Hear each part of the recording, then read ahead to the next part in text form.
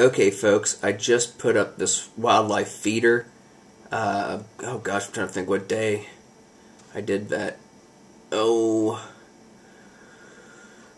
Sunday, I believe, or whenever. And I just looked out, and I literally, within the last, an hour, I've had a Cooper's hawk launched an attack against the backyard, and now I have this nice little buck. A nice little set of antlers there. He's enjoying. It is currently 4:18 in the afternoon. He's just watching some cars go by. See, he's enjoying that corn. Bought a nice 50-pound bag. Mainly to feed the birds, but I did pour it in this feeder pretty close to the house on purpose to basically get. I was hoping to get shots like this. I wasn't imagining getting a shot like this at this time of the day, but this is really cool. Got a cold, so I've been chilling out for the most part indoors, going outside a little bit, but that cold is just going right through me, and I don't know, I'm enjoying this. If you look in the back, you got one tree with a feeder on it, and further back, but just beyond the edge of the garage there, that's my tree that has my gorilla sticks on it. So basically, if I was so inclined to shoot a deer for hunting, I have a deer right here. Very, very skittish. But if you don't make much movement-wise, you're okay. Deers lock on to movement.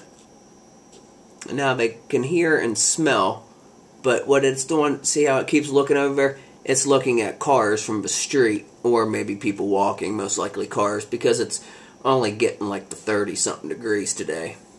Well, my battery's getting ready to die out because I'm trying to charge it on this thing, but there you go. That's so cool. And that's why I invested in those feeders a long time ago, and that bag of corn cost me less than, I don't know, $8, $9, $10. And look at that. Beautiful. Very, very cool. Lovely antlers. That is just really, really nice. Ow, sitting on my foot.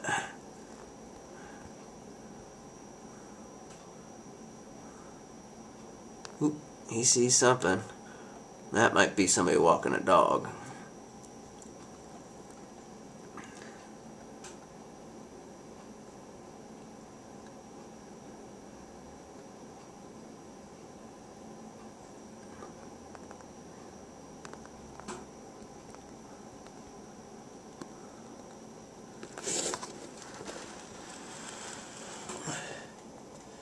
I'm going to just keep with him. I was going to turn it off here, even though my battery might die.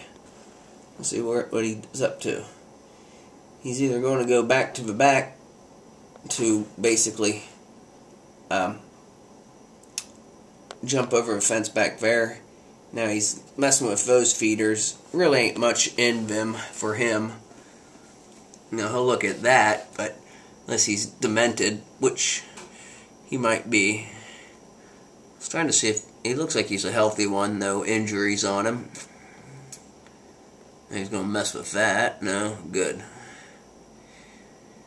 They can get themselves in some trouble with those horns, antlers, by coming back to feeders and just kind of investigating them, and then the horns get locked into the feeders.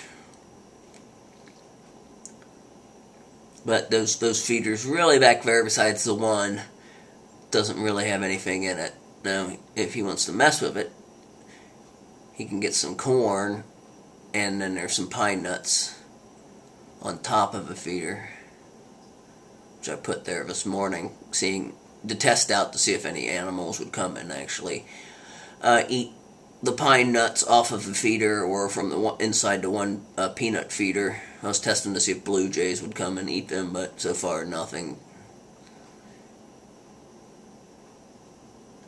To the left of this behind the garage is my fire pit, which I filled up today.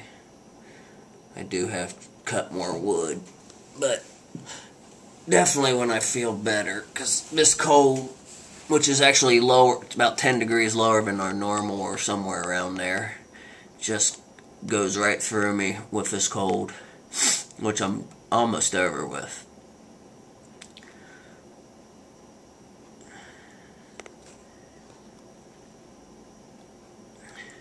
Now what he's probably eating back there is sunflower seed.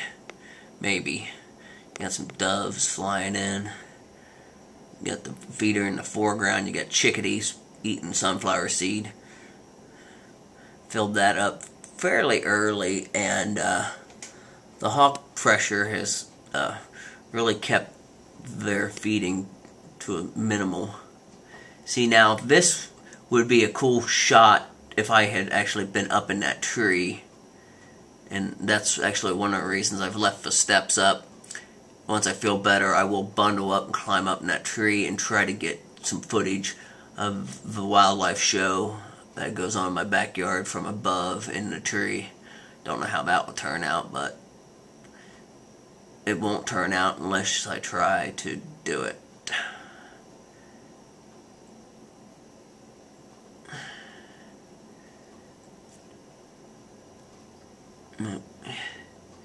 And he goes bye-bye.